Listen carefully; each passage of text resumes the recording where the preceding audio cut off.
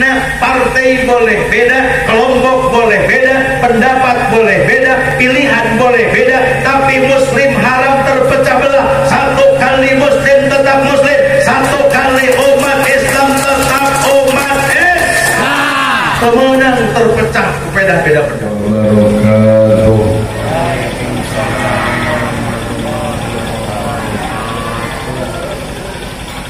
Bismillah walhamdulillah wassalatu wassalamu ala rasulillah Sayyidina Muhammadin ibn Abdillah wa ala alihi wa ashabihi wa man tabi'ahuda ila yaumil qiyamah. Ashhadu an la ilaha illallah wahdahu la syarika lah wa ashhadu anna sayyidana Muhammadan abduhu wa rasuluh alladzi la nabiyya ba'dah. Qalu subhanaka la ilma lana illa ma 'allamtana innaka antal alimul hakim. Qala Allah ta'ala fi kitabihil azizil karim. A'udzu billahi minasy syaithanir rajim. Bismillahirrahmanirrahim. Subhanalladzi asra bi'abdihi laylan minal masjidil harami ilal masjidil aqsa alladzi barakna haulahu linuriyahu min ayatina innahu huwas sami'ul basir. Wa qala an-nabiy sallallahu alaihi wasallam man ahya sunnati faqad ahabbani wa man ahabbani kana ma'i fil jannah. Shadaqallahul azim wa shadaqa rasuluhun nabiyyul karim wa nahnu ala dzalika minasyahidina wa syakirin walhamdulillahi rabbil alamin. Amma ba'd. Pipayun urang sami-sami nyagakeun puji kali syukur ka Allah Subhanahu wa taala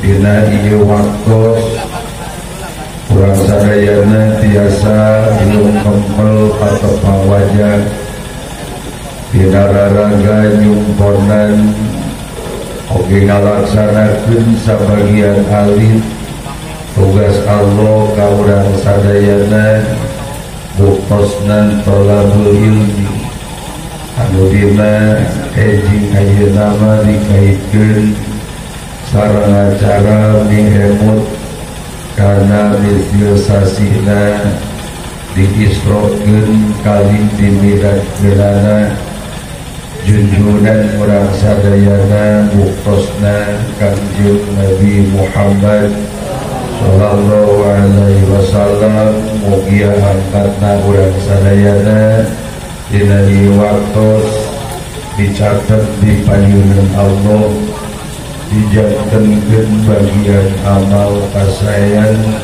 ditampi di payunan Allah Subhanahu wa taala. Allahumma kainab sholawat kali salam mugia salamina Allah curah limpah kabantena Kanjeng Rasul ka kulawargina ka para sahabatna ka para tabi'in atba'in tabi'in mugi ka urang sadaya salaku umat mantenarana nu salamina taat tumut sadia kana ajaran Allah dugi ka yaumul qiyamah. Allahumma Lebih dihormat pengatur waktu, penata acara, al-mukarramun, para alimil ulama, para juhama, para kiai, para ustaz, para ajengan, para sepuh kali bini sepuh,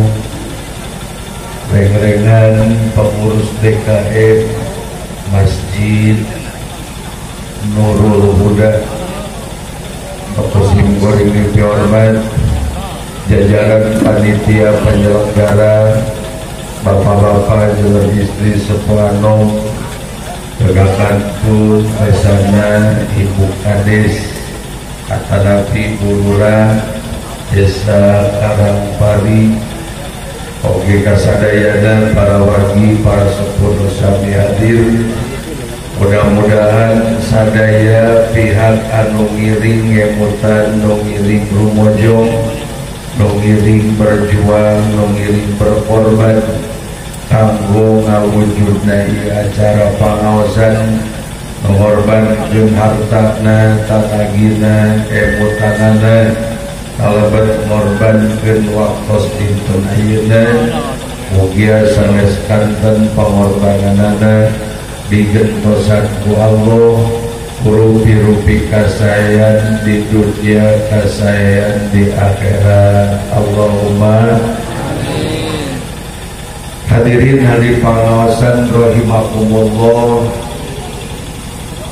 numutkeun asal pokok bahasa nu disebat Isra adalah sayyirul lain. Upami nganggo bahasa urang mah bahasa Cibojong, bahasa Karangpari, nu disebut sayyirul laili teh hartosna lempang peti. Jol we hiji pertarosan kunaon lempang peti Kanjeng Nabi make diperingat. Padahal bangsat mah lempang peuting nate tiap wong, tapi teu pernah kaputing di hiji kampung, di hiji lembur aya acara ulang tahun bangsat. Kantos di dia aya peringatan ulang tahun bangsat. Padahal saeta mah lempang peuting tiap wong. Dari sejarah Isra Mi'raj, Nabina parantos ngantunkeun, Rasulna parantos teu aya. Tapi kunaon sejarahna dugi ka dinten ayeuna semarak diperingati. Waleranana diperingati, dipihemut sejarah Isra sareng Mi'raj baginda Nabi sanes pedah lempang peutingna. Kunaon atuh pangna sejarah Isra Mi'raj baginda Nabi dugi ka dinten ayeuna diperingati, margi pami urang nyarioskeun sejarah Isra Mi'raj ieu teh moal lepas hubunganana paling teu sareng dua rupa. Hiji pami nyaritakeun Isra Mi'raj moal lepas hubunganana sareng salat, margi salat adalah mangrupikeun hasil perjalanan Isra Mi'raj. Kahade kana salat mah ulah nyebat oleh-oleh. Ari oleh-oleh mah teu aya bedana jeung peuyeum. Ibu kos di Bandung, di jalan aya tukang peuyeum. Ibu ngagaleuh peuyeum 2 kilo. Dungkap ka bumi dipasihkeun ka budak, tah jang nyai mamah meuli peuyeum. Ceuk budakna, abdi mah teu resep peuyeum, oyog gena tahu Sumedang. Wayahna mamah kudu balik deui ka ditu tukeurkeun ieu peuyeum kana tahu Sumedang. Ceuk indungna, ieu mah jang oleh-oleh, daek wae dahar henteu keun bae. Mun kira-kira hidup tebeuki mah kumaha rek dipikeun ka batur. Hartina oleh-oleh mah teu aya kakuduan kedah ditampi. Kersa wae talma, kersa wae tuang, henteu mah tinggal bikeun ka batur. Nu kitu namina oleh-oleh. Salat mah sanes oleh-oleh. bisi aya nu gagabah ngalaksanakeun salat, tapi salat adalah hasil mutlak perjalanan Kangjeng Rasul Isra Mi'raj. Nu kaduana paminyarioskeun Isra Mi'raj moal lepas hubunganana jeung masjid. Margi baginda Nabi ku Allah diberangkatkeun ge ti masjid menuju masjid, minal masjidil harami ilal masjidil Aqsa. Numawi paminyarioskeun sejarah Isra Mi'raj moal lepas hubunganana sareng salat, moal lepas hubunganana sareng masjid. Kulantaran Isra Mi'raj identik sareng salat, identik jeung masjid, sanaos Nabi tos teu aya, sanaos Rasulna parantos ngantunkeun, tetep sejarahna dugi ka dinten ayeuna tetap diperingati. Alhamdulillah. Nu kaduana, kunaon sejarah Isra Mi'raj diperingati? Sanes sepeda lempang peting, tapi orang memperingati sejarah Isra Mi'raj baginda Nabi daya deui maksud sareng tujuan iwati ngebrehkeun mahabbah, nembongkeun kacinta urang ka Kangjeng Rasulullah sallallahu alaihi wasallam. Naon pangna cinta jeung mahabbah ka Kangjeng Nabi make kudu ditembongkeun kabita kujaminanana. Saur Kangjeng Rasul, wa man ahabbani kana ma'i fil jannah. Keur umat manusia nu di dunia mika cinta ka Kangjeng Nabi, maka ku Allah bakal dilebetkeun janten ahli surga, bari tempat calikna di surga ngarendeng sareng tempat calikna Kangjeng Nabi. Waman ahabbani kana ma'i fil jannah. Dinten ayeuna urang kempel semata-mata ngebrehkeun ka cinta, tembongkeun mahabbah ka Kangjeng Nabi, teu aya deui tujuanana lintanti hoyong dicatet janten jalmi-jalmi cinta ka Nabi, janten ahli surga na Allah bari ditempatkeun dina surga ngagedeng sareng tempat salikna Kangjeng Nabi insyaallah. Diberangkatkeun baginda Nabi ti Masjidil Haram dugi ka Masjidil Aqsa. Aya di Palestina, tapi justru nuku Allah dimuat dina Al-Qur'an teh sanes jenengan nagarana. Ku Nabi teh atanapi ku Allah teu dikieukeun dina Al-Qur'an teh bu. Subhanalladzi asra bi 'abdihi lailan minal Makkah ilal Palestin.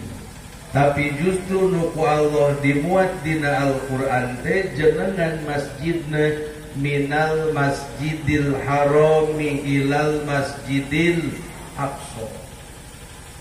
Aya naon pangna Allah ngaberangkatkeun baginda Nabi ti masjid menuju masjid.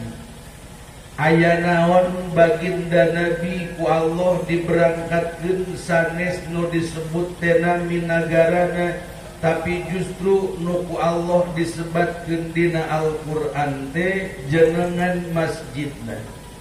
Ieu teh ngandung hartos bahwa bohong umat manusia nyaah kana agama, bohong muslimin cinta ka Allah jeung ka Rasulna, mun teu tanggung jawab jeung ngamumule ka masjidna. Sabab masjid seueur fungsina, sabab masjid seueur kagunaan sareng paedahna, moal maju moal berkembang ajaran Allah. Upami teu ngabangun masjid, moal ngabangun atanapi moal gede moal agung ajaran Allah, mun teu dicontohan ku Kangjeng Rasul ngadamel masjid. Aya sejarah Kangjeng Rasul hijrah ti Mekah menuju Madinah. Teu aya ojek, teu aya angkot, teu aya sepeda, teu aya motor butut-butut acan. Rasul melaan agama teh angkat jalan kaki di Masjidil Haram di sekitar Mekah, di Mekah menuju Madinah. Jarakna muakiran ti 500 km. Upami nuturkeun jalan tol ayeuna nu sok dianggok kuno jamaah haji atanapi jamaah umroh, jarak Mekah Madinah teh pami ngalangkungan jalan tol mah dugi ka 482 km. Upami nuturkeun alur tilas mapah Kangjeng Nabi ti Mekah dugi ka Madinah muakiran ti 500 km. Jalan kaki direncangan ku hiji sahabat nu jenenganna Sayyidina Abu Bakar As-Siddiq radhiyallahu taala anhu. Sementawis anu ngahalangan, anu berupaya ngarengkas perjuangan Rasul teh sanes jalmi biasa. Nunamina Abu Jahal, Abu Lahab, Abu Thalib eta teh sanes tokoh sakalurahan. Tapi tokoh sanagara mun ayeuna mah nunamina Abu Jahal teh sakelas jeung kepala negara. Abu Lahab, Abu Thalib teh sakelas jeung ketua anggota Dewan yang terhormat dina pada nyong colang dartabat jeung kelasna.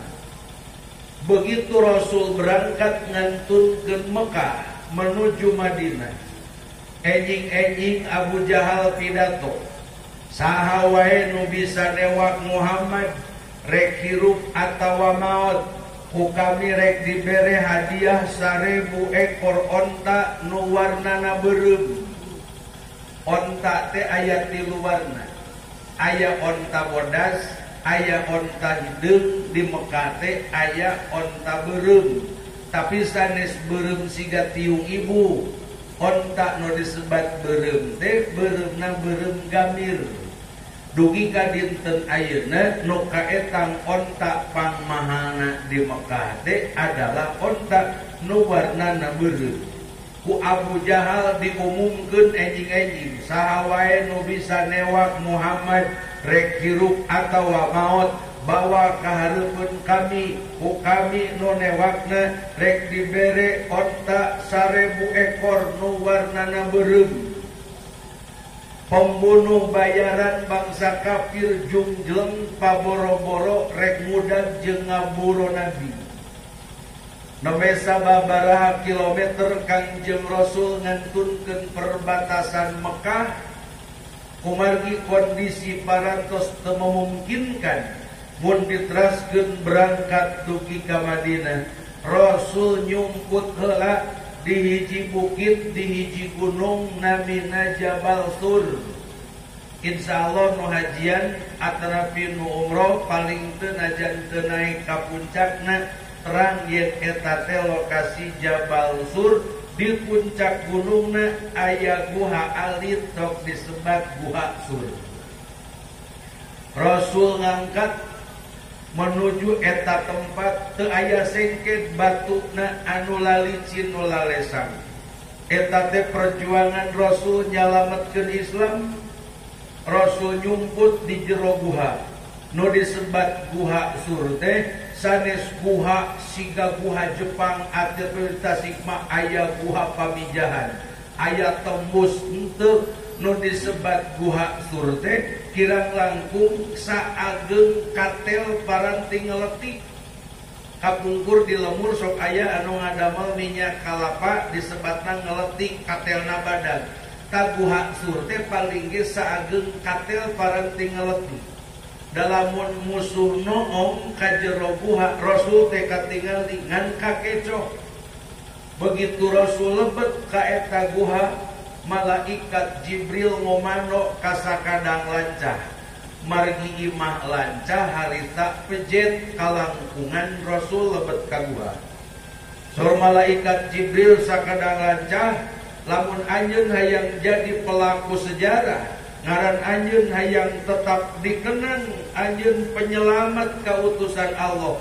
Gancang omean jeung imah anjeun bisi aya musuh Muhammad nu curigaeun. Lancah wiwet pak pikpok ngomean imahna. Jeung ka handap gajleng ka luhur, rumpat ka kenca ka katu, kurawet dibulutkeun sedia kala kawas tadi waktos can kalebetan ku Nabi. Jol aya musuh kalebatinya teh katipu. Cek musuh berarti Muhammad teu ka dieu. Sabab lamun Muhammad ka dieu berarti ieu imah lancah kudu dobo. Ternyata imah lancah teu dobo. Padahal meunang ngomean. Kitu Japati nu keur nyileungleum teu init. Lamun Muhammad ka dieu pasti Japati bakal kagebah, bakal hiber. Japati cicing lamat lancar tetap utuh berarti Muhammad teu aya di tempat ieu. Turun deui musuh teh. Padahal mun ditoong mah Rasul teh katingal di Jabal Sur teh teu jangkung siga gunung di aya di urang. Tapi batuna lalesa. Payuneun eta guha kirang langkung aya batu lempar sapotongeun lapang poli. Guhana teu ageng teu aya jalan tembus ngadek rosa gede katel. Mun teu aya pertulungan Allah, Rasul geus kudu palastra secara syariat waktu harita.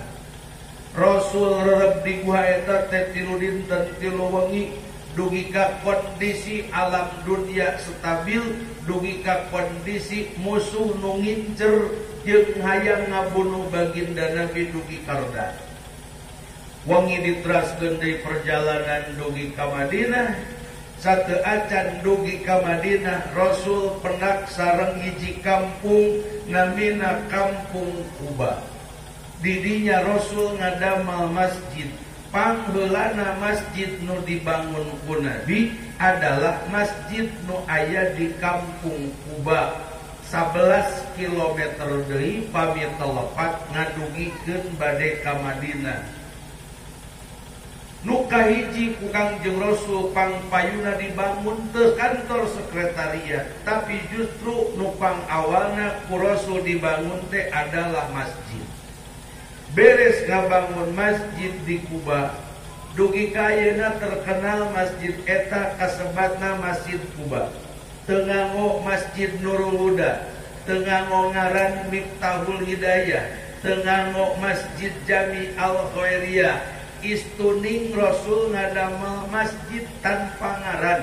Mung pedah ayana di Kampung Quba terkenal dugi ka wengi dinten ayeuna masjid eta disebatna Masjid Quba.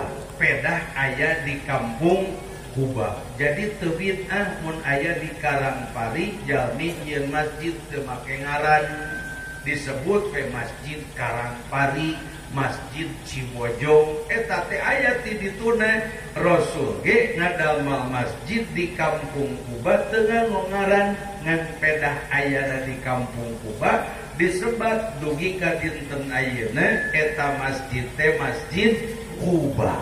Masjid naon cenah? Masjid Quba. Rasul berangkat deui menuju Yastrib, menuju Madinah. Kapungkur mah ngaranna teh Yastrib. Ayeuna mah terkenal teh Madinah. Yastrib teh Madinah teh, Madinah teh Yastrib teh. Penduduk asli urang Madinah nomer 70 hiji urang. Kapungkur zaman Rasul nuju di Mekah aya sakelompok urang Madinah nu ngahajakeun ka Mekah ngadeuheus ka baginda Nabi ngucapkeun 2 kalimat syahadat, marulih deui ka Madinah.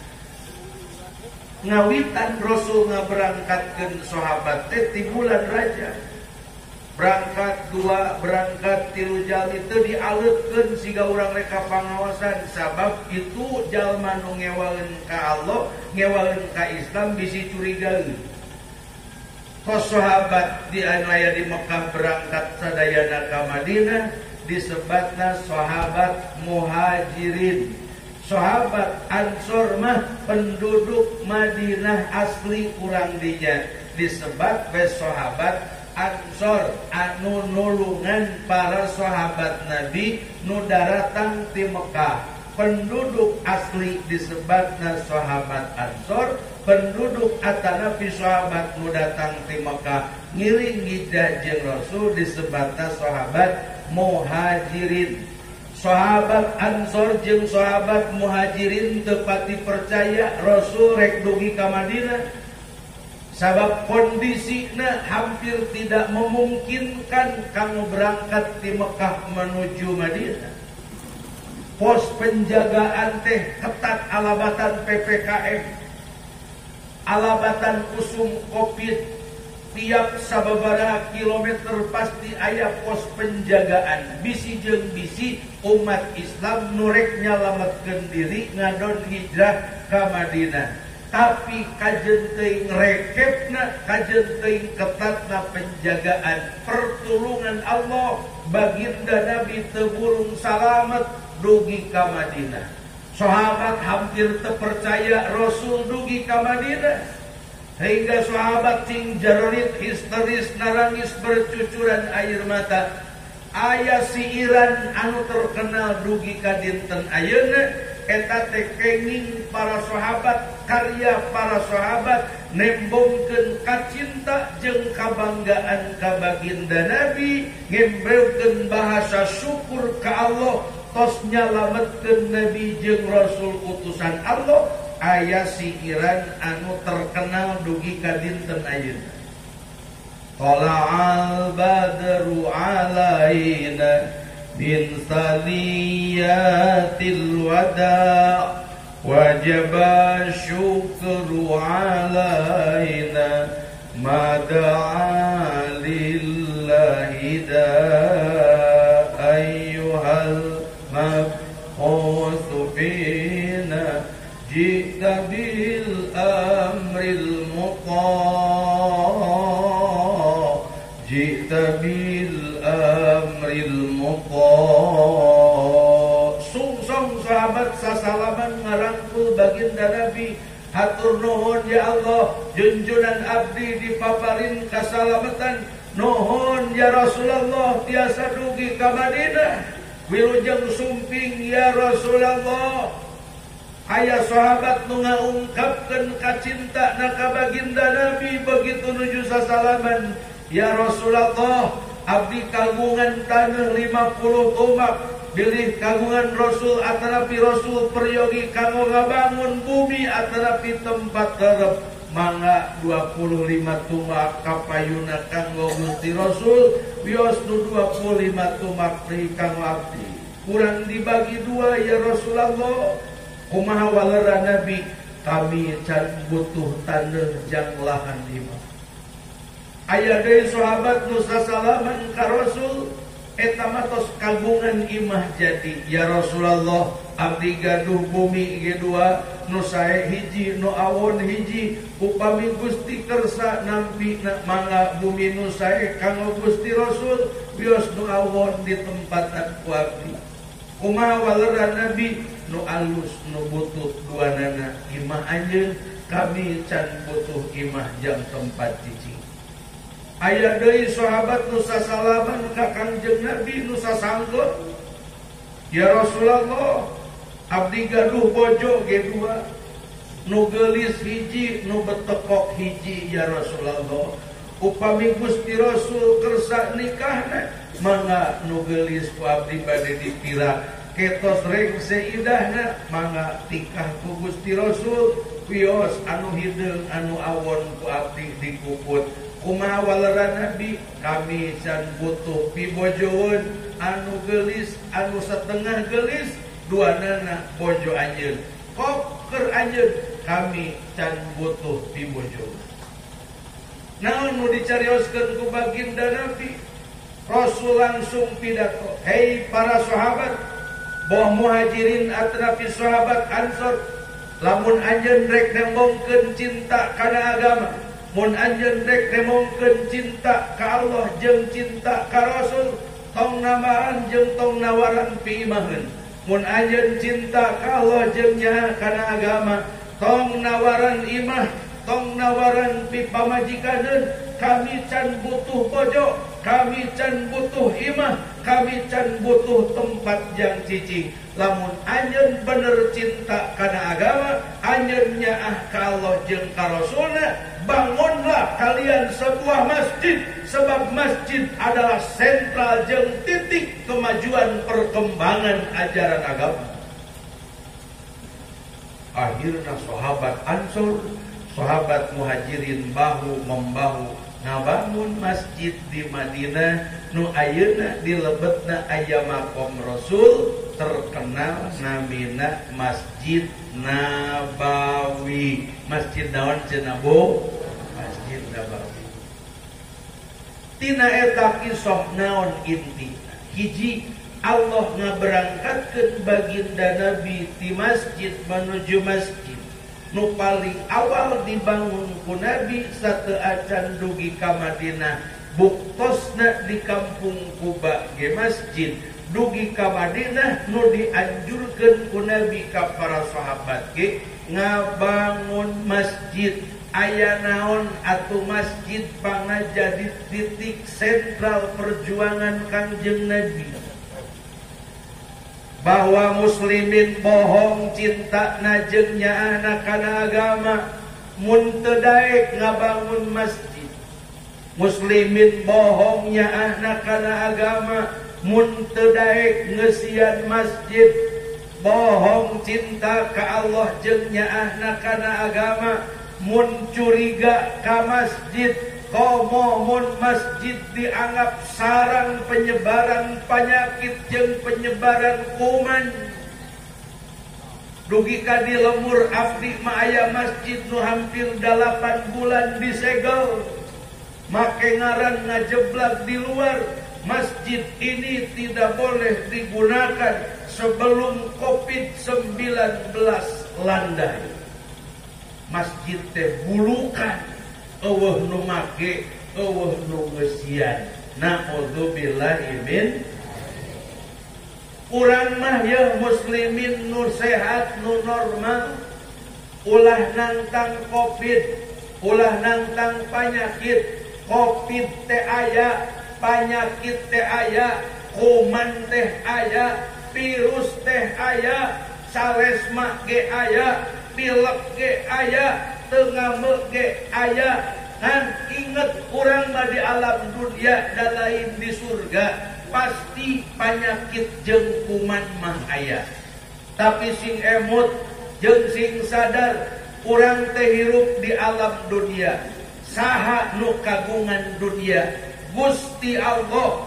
Urang teh diciptakeun ku Allah. Urang ge dipaparinan hirup ku Allah, dimaotan ge ku Allah, dipaparinan gering ge ku Allah, dipaparin sehat ge ku Allah, maot ge kehendak Allah. Umur urang diukur, napas urang dialas.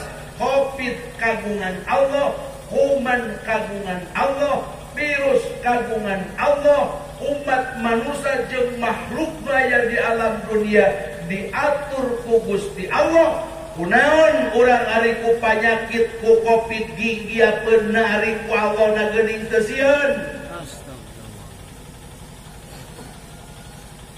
Kunaon ngaharulah? Anggap Covid teh anjing. Hantem we susumputan da sieun anjing. Rek KWC teu tulus da aya anjing. Eksare teu tibra da digogogan anjing. Rek nyangu ka dapur teu bisa, nabab dina lawang dapur aya naon? Aya anjing. Rek anu hajat teu bisa, sabab di nu hajat ge jeung di jalan aya digogogan naon? Digogogan anjing. Riweuh susumputan uncrat-incret ngahindarkeun tina gogogan anjing. Ilikan saha nu boga na ta anjing teh. Oh ternyata diilik-ilik teh geuning anjing nu Pak RT. Astagfirullahaladzim. Da Pak RT kabeneran nguput anjing. Telepon Pak RT, nah Pak RT, ari Pak RT kagungan anjing teu? Nya abdi boga anjing cek sabaraha hiji. dua istri hiji pameget hiji anu pameget warga kumaha Pak RT hideung oh berarti ieu anjing Pak RT nu pameget tewaklah bawa ieu abdi hese mijil ti imah di halangan wae ari kitu nya ti geus dua poe ieu anjing ngagogogan wae abdi sowan sugan teh di kanan ceuk Pak RT hampura ibi teu apal anjing abdi leupas kakang Pak RT mawa motor di gerowan mah kuno bogana ta anjing teh bet balik nuturkeun ceuk Pak RT ka dieu Bopi hayu balik nanaonan maneh nyingsieuran batur ngiclik tah anjing teh dibawa ku dununganana ngapek covid teh anjing lapor nu kagungan covid dan Allah lain salampat sulumput tepi ka teu bijil teu gawe teu sakola teu dagang teu ngorek teu macul lapor ka nu bogana saha Allah atau teu ari urang ngaji usum covid usum penyakit memejehna waktu make ajaran tauhid ai ka masjid sieun nari ngantri bantuan pajejel-jejel maneh teh geuning teu majah maneh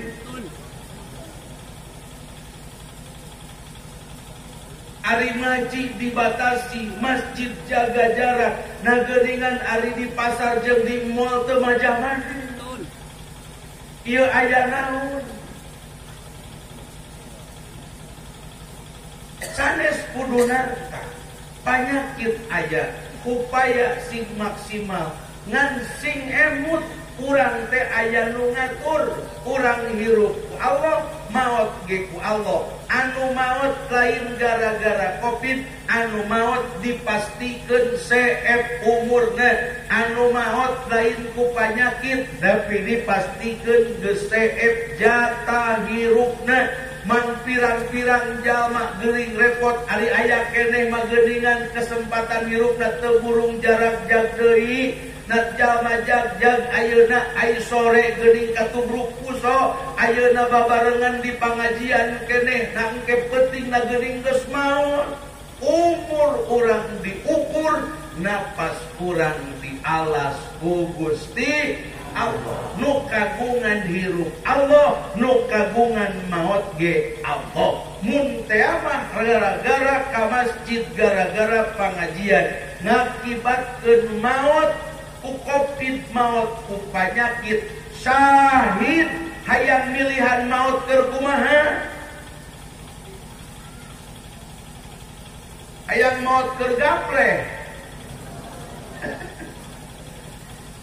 ketua DKM kudu kuang ngumumkeunana coba mun aya tatangga masjid maotna keur gapleh di pos kamling palayan di sarengan kuasa innalillahi wa inna ilaihi rajiun bersana Aki Ukri neme parantos ngantunkeun di pos kamling nuju gapleh aduh era euy ari kitu mah maot keur ngaji maot keur mingonan, maot keur ceramah, maot keur salat, maot keur i'tikaf, maot keur ngaji Quran. 1000 tahun ngawa urang jeung ngaran urang bakal dikenang. Baheula di Cipojong aya nu maot keur berjamaah, mang anu maotna di masjid keur Jumatan, bi anu mah keur mingonan syahid. Namanya akan tetap dikenang daripada maot keur disimut tekanya hongan nyawa-nyawa geus jegreg we nya. Na'udzubillahi min mending maot di masjid daripada di gardu pos kamling keur gapleh. Bermain tukang gapleh mah moal parajang umurna. Sabab kubaraya jeung balad gapleh nagen anger didoakeun teh sina parono umur sina modal. Kapro balak genep modal. Tema deui genep kosong plok modal sia. Sarak ieu keur gapleh plok panjang yuswa. Aya nu kitu teh ya. Ngadoakeun teh sina modal kabeh. Parono umur aya naon masjid seueur fungsina, masjid seueur kagunaanana. Di antawina kalau disebutkeun la masjidun ussisa 'ala taqwa, masjid teh kanggo ngabina jeung ngagembleng katakwaan. Naon nu disebat hirup takwa teh? Hirup akur jeung aturan Allah, sadar hirup naon bae profesina sesuai jeung parentah Allah, nu kitu ngaranna manusia takwa. Bapak Ibu sadayana, peryogi kauninga, Allah nyiptakeun umat manusia teh profesina beda. Aya nu jadi kiai, aya nu jadi presiden, aya nu jadi wakil rakyat, aya nu beunghar, aya nu miskin, aya nu jadi salaki, aya nu janten pamajikan, aya nu janten tukang buburu, aya nu janten tukang tani, aya nu janten tukang ikhtiar buburu atanapi ngaluarkeun jeung dagang jasa pikeun nu sejen. Allah nyiptakeun umat manusia di alam dunia profesi na beda. Jeung ulah disangka bahwa surga nu kiai. Teu aya jalma anu tiasa mengklaim bahwa urang mah geus jadi ahli surga, calon ahli surga. Teu aya nu dijamin bakal jadi ahli surga mah mung para nabi, para rasul. Urang mah jalmi biasa, teu aya jalmi nu gaduh jaminan bakal jadi ahli surga. Allah nyayogikeun surga teu disayogikeun keur hiji kelompok atanapi organisasi. Allah nyayogikeun surga teu keur kiai atanapi keur pengusaha. Allah nyayogikeun surga lain jang nu fakir jeung tukang tani. Allah nyayogikeun surga lain keur tukang ojek jeung supir angkot. Tapi Allah nyayogikeun surga uiddat lil muttaqin, kersakumna umat manusia nu memiliki takwa dina hate jeung dina jajantungna. Kajeun teuing teu disebut ustad jeung kiai, tapi bener iman jeung takwana. Di akhirat berhak janten ahli surga na Allah. Kalebet urang nu dinten ayeuna hadir insya Allah. Nu mawi masjid ngabina takwa, tak ari di masjid tong sagala diomongkeun. Teu aya bangunan anu katingali bercahaya ku para malaikat nu aya di langit iwal di masjid. Teu aya bangunan anu sah dianggo i'tikaf iwal di masjid. Teu aya bangunan mun lebet kalewat eta bangunan tuluy urang kudu mudar alas kaki iwal di masjid. Teu aya jaminan jalmi anu nyieun bangunan bakal dipangbangunkeun gedung mah ligay di surga iwal ti ladang ngabangun masjid. Saur Nabi, man bana masjidan fid dunya banallahu baitan fil jannah.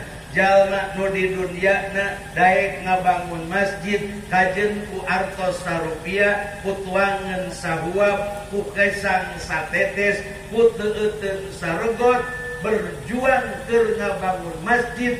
Banallahu baitan fil jannah, ku Allah bakal dipangbangunkeun hiji gedung nu indah di sawarga. Alhamdulillah. Tak aya di masjid tong sagala dicaritakeun.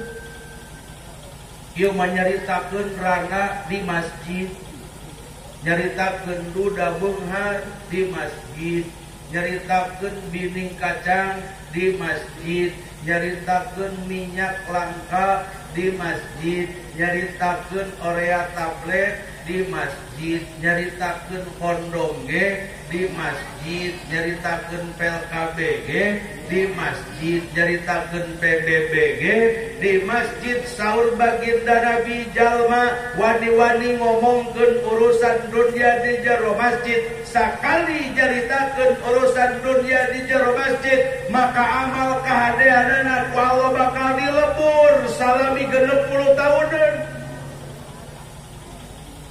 Umur can karuhan dugi kalbah 60 tahun ladang nyaritakeun teu para ruhun di masjid imut ladang amal kahadeanana.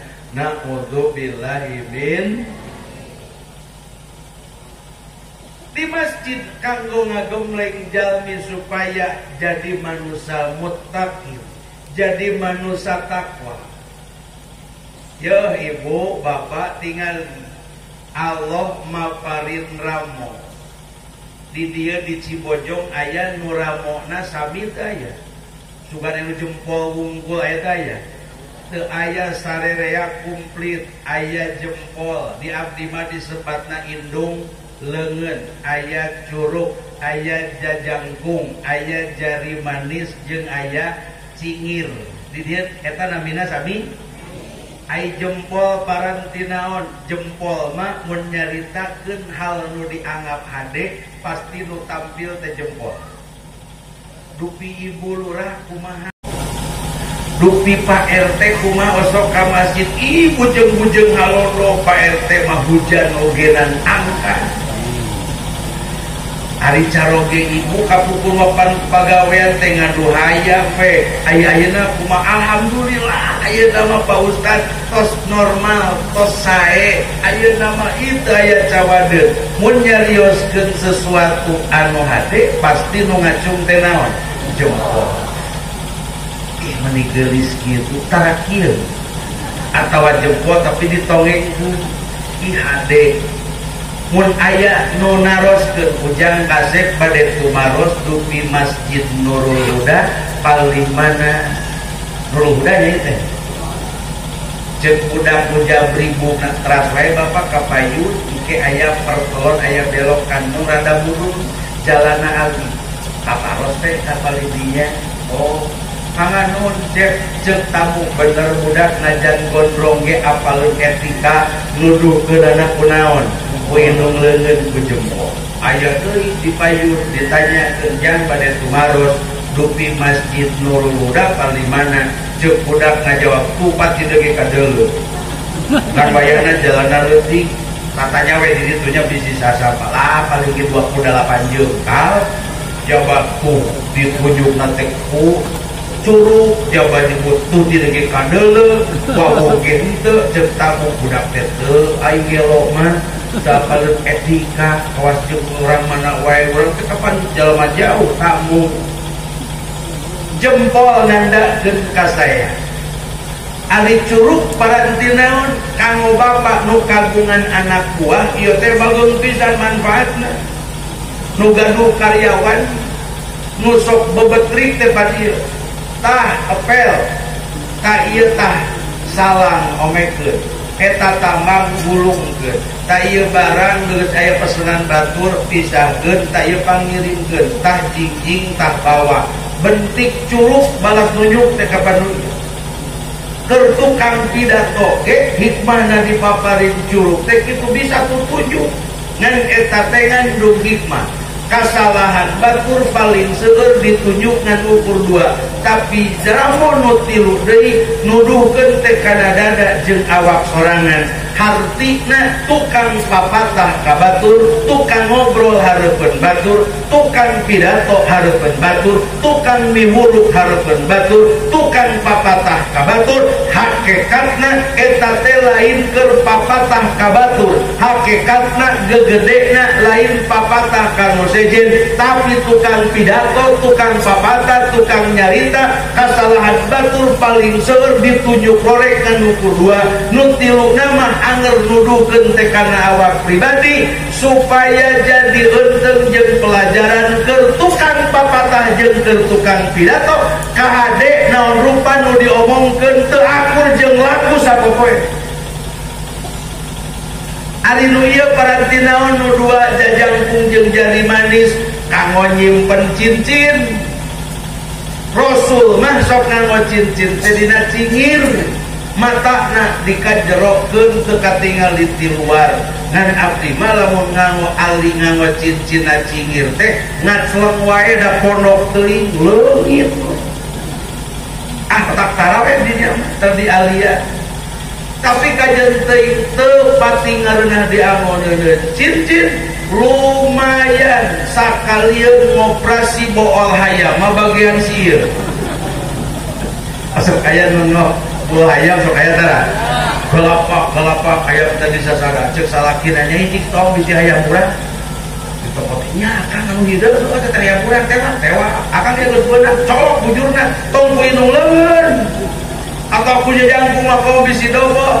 Kucing cos dicolok akan geuning ngedepluk eta teh nog kurungan hayam urang bisi ngenog di lemur batur usum ngoperasi bool hayam si ieu ge milu andil cingir ngareneng jeung jajangkung teu minder jajangkung ngahiji jeung cingir teu ngarasa angkuh jeung sombong nu petekel nu pendek inu leungeun ngaranna ngahiji jeung lamuk nu sejen tetap pede tatkala dibutuhkeun kudu meureup jeung kudu ngeupel bahu membahu tanpa panca kaki. Artinya partai boleh beda, kelompok boleh beda, pendapat boleh beda, pilihan boleh beda, tapi muslim haram terpecah belah. Satu kali muslim tetap muslim, satu kali umat Islam tetap umat Islam. Kemenang terpecah beda-beda pendapat. Setuju? Setuju. Anu mawi Allah ngaberangkatkeun baginda Nabi di masjid menuju masjid. Apunten ka haji ngaosna tong lami teuing. Kumaha tuh nya? Insyaallah pamanit teh we. Babar kisadayana nu mawi Allah ngaberangkatkeun Rasul di masjid menuju masjid sabab masjid tempat ngabina takwa, masjid tempat ngagemleng iman, masjid tempat memupuk keyakinan, masjid sumber kanggo pencarian mutiara ilmu. Di masjid sumber sabab urang peryogi wedel iman supaya hirup teu kabawa ku sakaba-kaba. Sing emut ukuran agama, ukuran taneuh beda. Ukuran taneuh nu bener teh nu anyar. Tapi dina ukuran agama anu anyar belum tentu bener. Kahade bisi aya nu iming-iming nyanak pendapat, ya Bapak agama di Indonesia teh loba kabeh ge bener. Nu nyebutkeun semua agama benar jelema sesat. Firman Allah yang dileungitkeun, inna dina indallahil Islam. Semua agama benar, semua agama sama. Nanu dihariwangkeun lain ngumpul kaganggu akidah jeung ideologi, tapi mun aya jalma nyebutkeun yang semua agama benar, otomatis jalma bakal rame-rame pindah agama nu kira-kira babari. Di Islam menggeningan segala ulah, daging babi ulah, daging bagong orai ulah. Kan dina agama sebelah mah meunang bari ke di surga, naon teh di akhirat maapur ka surga, mending pindah make jalan eta. Dan semua agama sama, semua agama benar, ke di akhirat malotre kumaha Gusti Allah we. Pokona sakur-sakur jalma nu nyekel jeung ngaku agama dipastikeun di akhirat bakal salamat. Ulah geger lamun muslimin loba nu parinah agama sabab hayang menuju jalan surga teh dihiasi ku rupa-rupa kamu.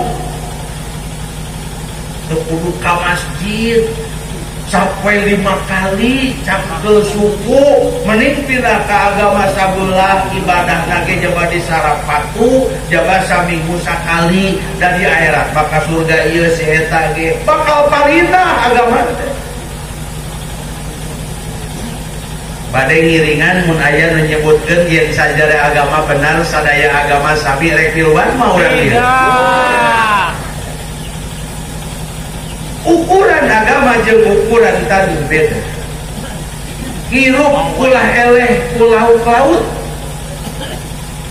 abdi kantos pangawasan sisi laut ku panitia ditawaran belum laut jeung panitia ka haji bade ngersakeun belum laut jeung abdi hari akan nawaran belum laut teh ek belum ke abdi buku rek belum ke sarerea para tatamu abdi cenah ditongker nuju belum kanggo sadaya jamaah nu hadir atuh cing teh ari keur meureum make teh tatanya ka abdi mun cenah maksana naroso teh dan pilih aya kahoyong lauk naon nu bade dibeuleum cing teh abdi mah teu wau jeung lauk-lauk mah mun bangsa Jair mah sepat cing teh nilem wau ai lauk-lauk mah teu pati hafal eta we akan mun meuleum lauk cing teh nu enak sok lauk naon jeung panitia abdi mah upami teu kadukang tangiri kadukang wah jika kadu cek teh loba cucukan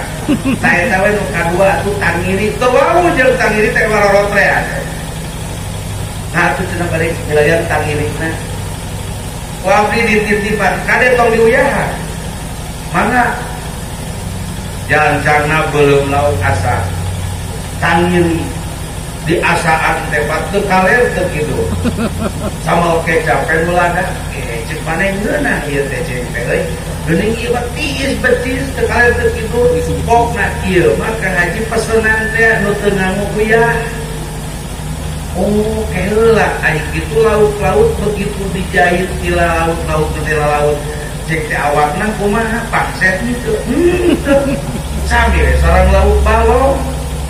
Oh, cek jatuh kuing nu belenggu begitu mah ai sugan pahit pedana cai uyah diemutan geuning lauk wae tara ngaji teu kawawa pusaka-baka lauk tara aya nu minggonan tara aya lauk nu ngaji bulanan sok aya lauk nu aya kapangawasan lauk aya teu bogaeun hanca pangajian kajeun teuing lauk tara kapangawasan lauk tara bulanan bisa mempertahankan prinsipna kajeun teuing hirup dina cai anu pangset geuning awakna teu kabawa pangset anger we tiis anger we tawar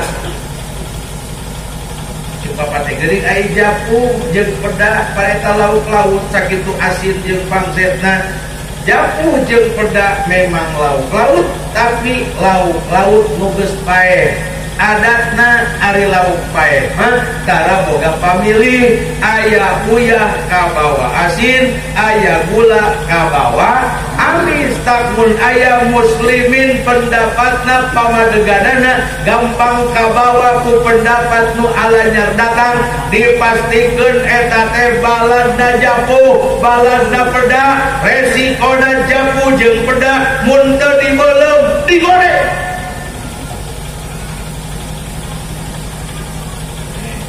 tak pula eleh pulau sing tengeng jeung sing tikit nyekel agama Allah ulah dilesotkeun dugi ka maot wala tamutunna illa wa antum muslim di masjid kanggo ngembangkeun ilmu teu aya parentah Allah anu teu ngahukum sunat iwati milari ilmu salat maseur kene nu sunat daripada salat nu hukumna wajib saom ge mung sataun sakali nu wajib mah Ramadan bungkul di luar eta saom hukumna sunat tapi milari ilmu teu aya nu hukumna sunat wajib saur Nabi talabul ilmi fardhatun ala kulli muslimin wa muslimat minal mahdi ilal lahdi cek ibu teh aduh atuh ai milari ilmu dimimiti di ais di ayun mah budak kurang umur 6 bulan ku diasupkeun ka pasantren ulah masantrenkeun pejuh ulah masantrenkeun orok masantrenkeun rada gede ge teu kurang riweuh pancek Nabi ari ngaji milari ilmu teh dimimiti di ayun dimimiti di ais ibu anu kagungan putra ngais orok nimang anak tongku bahasa tepara rubuh sabab ibu teh madrasatul ula. Ulah jika di Tasik budak awewe ditimbang ku lagu Jablay cok indungna lay panggil aku si Jablay gitu si Jablay nu katep nu geus teh si Jablay nu helan teh so jadi umpluk untung gede geut anak di ditu mah aya nu nimah orok teh nganggo naon atunya neleng nengkung aya kali neleng nengkung geuning mah puming ya neleng nengkung gerak gede gerajangkung aya nu nimah kitu aya teu digedekeun gedak usum gede mangga gede usum jangkung mangga jangkungan nyai kunaon geuning pendek abdi mah teu dineleng nengkung air di pabrik sampai kitu geuning hujan maharung jangkung abdi mah ngadinten terus neleng nengkung nu paling parah naon coba gerasako laka Bandung jauh-jauh teuing ai di karang parita aya TK gitu balata keur naon make jig-jig ka Bandung kudu beak 90 juta nyapalakeun budak TK bari ka Bandung moal poe budak haji kriweuh di Karangpari we ke mun geus sawawa usum kuliah di dieu teu aya di ka Bandung aya mah di lembur we aya deui nu nimang budak teh geuningan borah jadi doa eta jorok we Tiling-ting pak, Bekasi getol tumpak. Tiling-ting pak, tum, obat tumpak, betul merelung. Eta teh asal apa urang we atuh beuki tumpak si akangan. Poe dimaksud bidal mah di tasawur Nabi ganti nimang budak teh kudu jadi ibadah. Ku sholawat budak tibrak urang gaduh pahala.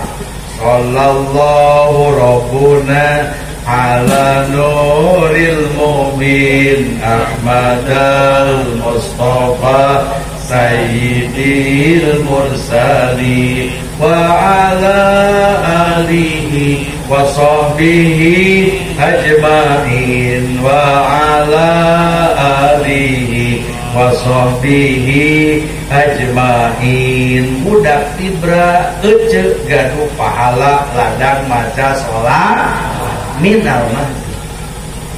Takkan di masjid sumber ilmu, di masjid sumber takwa. Kanggo naon di masjid make digembleng jalma kudu apal ibadah, jalma kudu ngarti tata cara hirup. Kunaon pangna di masjid manisa kudu aya iman jeung aya takwaan. Sangkan ngabuah dina amal, ngabuah dina lampah anu alus jeung Allah. Mung sing hati-hati rata-rata kurang eleh da iblis leuwih pinter. Mun aya jalmi nu ngajakan ibadah eta teh sok asa mere batur tur padahal eta teh kanggo urang cengcelengan. Mun teh mah aya bangunan masjid madrasah atanapi pasantren kelas urang nyumbang 1000 atanapi 2000 eta teh lain keur kiai lain keur panitia pembangunan tapi mutlak cengcelengan keur urang ngan urang mah rata-rata sok asa mere batur. Ayeuna dinten Rebo, Kamis, Jumaah cobian ku ibu Jumat enjing salaki urang dina pesakna bahanan artos 122.000 100.000 beureum salamat nu 20.000 hejo salamat anu geuneuk we bodas lain abu lain 2.000 perak salamat jadi jumlah 122.000 data kotak amal cing kira-kira nurek diasupkeun ku salaki urang nu 100.000 nu 20.000. Jawab lu bener ya. Nu 100.000 nu 20.000 nu 2.000 aku jeung bayar ki di WC umum. Kolosor datang kenteng kabetot nu 100.000 dipelong ngambil gini jika nani itu ting dan ajaran sodako 100.000 merentu hujan angin magus barara itu cenah betot ting 20.000 dipelong hari gede pisan mah teu ngan panjang budak nu di SMP mah lumayan ya teh 20 tinggal nambahan saeutik asupkeun deui ngorowot tinggal pesapang handap-handapna karasa tiis kana curug sigana cocok ieu betot heueuh teh 2000 belenyeh teh cerita mun ieu cocok padahal nu ngajanjikeun bakal muluhan teh lain Pak RT Allah wal akhiratu khairul laka minal ula wal akhiratu khairu wa abqa wa may ya'mal mithqala dzarratin khairan yara wa may ya'mal mithqala dzarratin syarran yara matalul ladzina yunfiquna amwalahum fi sabilillahi jeung saterasna nu ngajanjikeun bakal maparin pahala adalah Gusti Allah. Hakikatna naon rupi nu dipasikeun kurang eta teh lain keur batur tapi keur tabungan sampeureun urang jaga di akhirat. Rasul nu mulia nyebatkeun duit nu 120.000 dicanak deui muli nu 2.000 perak diasupkeun kana kentleng. Saur baginda Nabi tah duit eta pisan nu mahi jadi cacaang dina popoekna alam kubur. Ngan tantuna ari 2.000 mah beureun euy melete teu pati caang. Mun hayang rada caang 20.000, mun hayang caang pisan 100. Kunaon artos 122.000 nu diasupkeun pangleutikna nu jadi pertarosanana kirang artos kirang iman. Jawab nu bener. Kirang artos kirang iman. Minim duit minim iman. Minim iman. Kanggo naon amal sampeureun jaga di akhirat. Urang kebon memplong moal dicandak ka alam kubur. Sawah lega moal dibekal ka akhirat. Gaduh mobil weuteuh motor anyar moal dicandak madep ka pangkon Allah. Naon nu bakal jadi pibekeleun urang dina nalika menghadap Allah mung sarupa amal saleh. Haroyong kaungan amal soleh, hoyong kaungan amal soleh. Sok kulilingkeun sorbana, sina nyarieun amal soleh. Nu teu nyaranak artos nganyuk kanu gigireun. Rezekinya we 10.000 ke digantian. Nu marawa tapi teu ngeusian mudah-mudahan sing leungit duitna sia. Bismillahirrahmanirrahim. Allahumma barik lana fi Rajab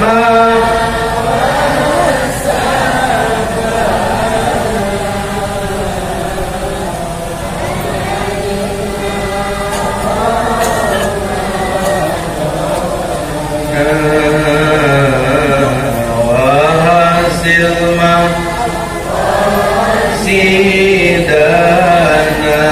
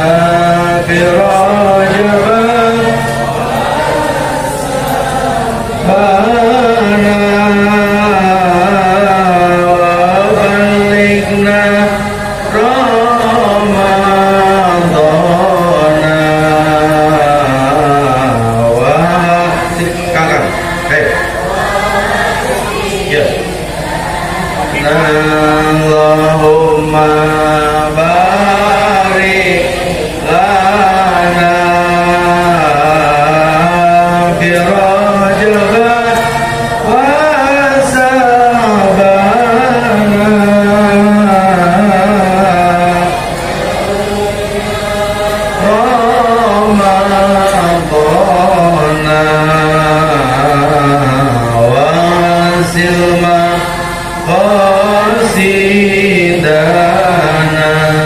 Allahumma barik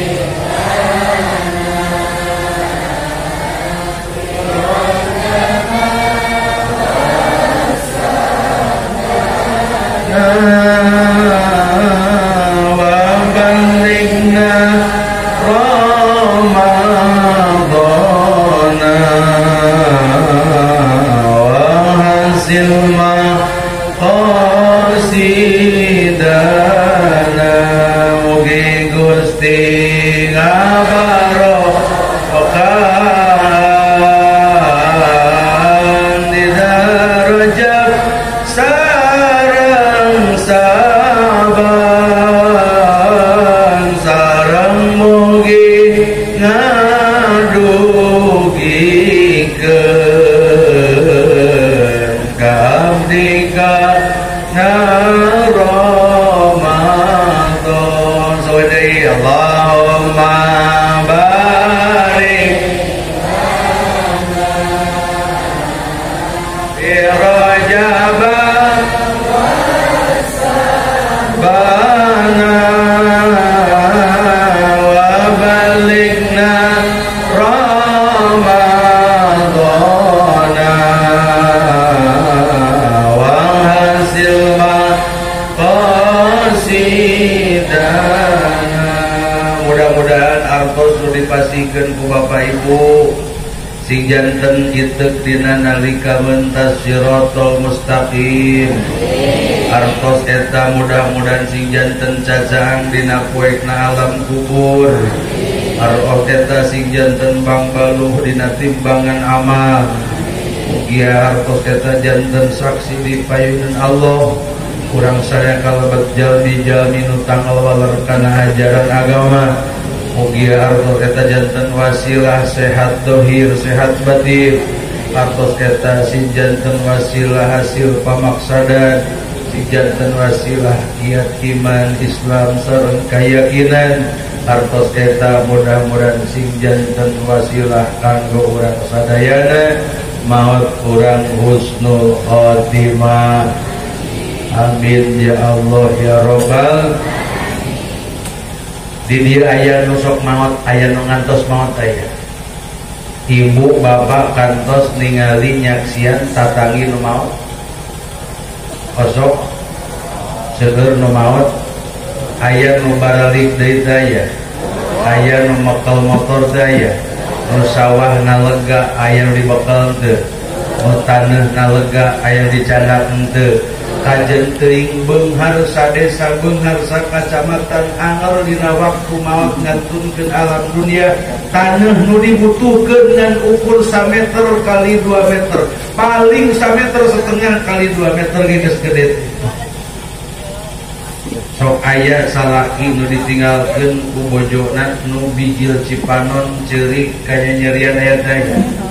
Aya bojo nu ditinggalkeun maot ku salaki nu kokosodan kanyanyerian aya daya. Aya nu milu eueuh. Tak bapak tong percaya teuing. Di sini ngali tatangga ditinggalkeun ku salakina kaya pingsan nepi ka teu eling eta teh acting. Dari urang mah sok jadi omong mun salaki maot pamajikan teu bijil Cipanon disebutna teh kelu teung teuing. Aya pusing nu ponyiis salakina maot kadang cucengiran. Allahu Akbar siga nu atoh padahal mah buat teuing balasan. Tah lamun nu ditinggalkeun ku salaki nepi ka pingsan nya rudis nepi ka pingsan balas punyaheun ka salaki. Aduh mang anu nepi ka pingsan balas punyaheun ka bojo. Urang ge sabot hirup nyaah ka bojo teh nyaah. Nyaah ka anak nyaah. Nyaah ka bojo nyaah. Usaha tara melaan pamajikan anak, tapi melaan anak pamajikan. Ku eta bahasa siga anu nyaah keneh ka anak. Akang jauh-jauh teh musa teh di Bekasi melaan satu, melaan anak pamajikan we, tara melaan pamajikan anak. Tapi ibu tong leutik hate sarerea salaki di alam dunia wabil khusus di Indonesia nyarahakeun teh ka pamajikan. Cirina balik di panyabaan anakna dilahun ku tatangga ngambek moal. Balik ge nuhun akang euy pun anak pangasuhkeun 2 bulan ka tukang. Bulan ayeuna balik di Jakarta pas turun tina ojek nu dilahun ku tatangga teh pamajikan. Kira-kira ngambek moal. Urang mesak bedog mah. Tebel sia kurang ajar tetela sarerea salaki nyaah keneh ka pamajikan. Buktina anak mah dilahun ku batur atau pamajikan dilahun batur ngadat. Tapi kajen teuingnya moal milu ka alam kubur. Akhir mesing keluar tina bahasa akang milu ge eta teh ngan ukur buah bibir unggul. Moal aya sing dilesotkeun ge hayang milu jeung hayang milu jik. Moal jor teh moal. Bupati mau juga akan milu ketepi kana gurukan tanah beureum eureun ukaro.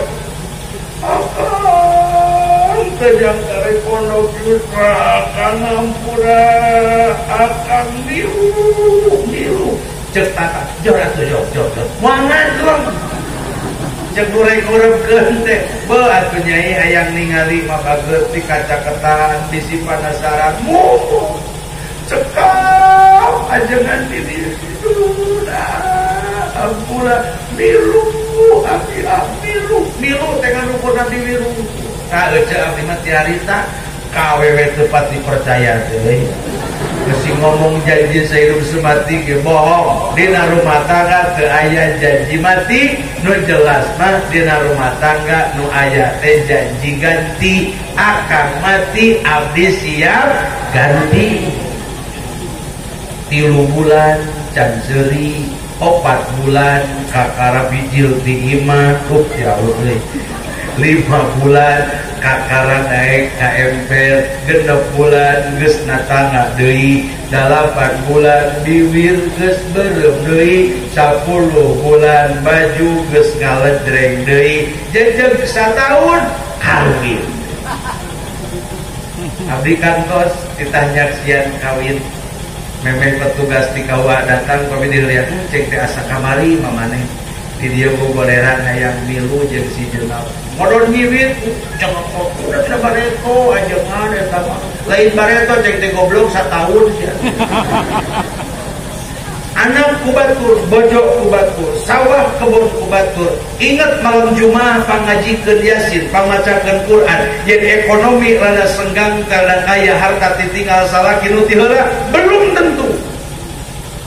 Mata pikanya diri ku diri, pirosea awak ku urang teu aya jalmi nu tanggung jawab kana dirina iwalti dijaga ku diri urang masing-masing. Maut ninggalkeun dunia rek penak jeung kubur nu sempit, rek penak jeung kubur nu lapang, rek penak jeung kubur poek atawa caang ditantukeun kumaha amal urang.